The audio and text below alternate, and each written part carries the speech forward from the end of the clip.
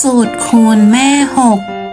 6 1 6 6 2 12 6 3 18 6 4 24 6 5 30 6 6 36 6 7 42 6 8 48 6 9 54 60เป็น60 61เป็น66 62เป็น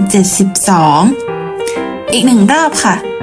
6 1 6 6 2 12 6 3 18 6 4 24 6 5 30 6 6 36 6 7 42 6 8 48 6 9 54 60เป็น60 61เป็น66 62เป็น72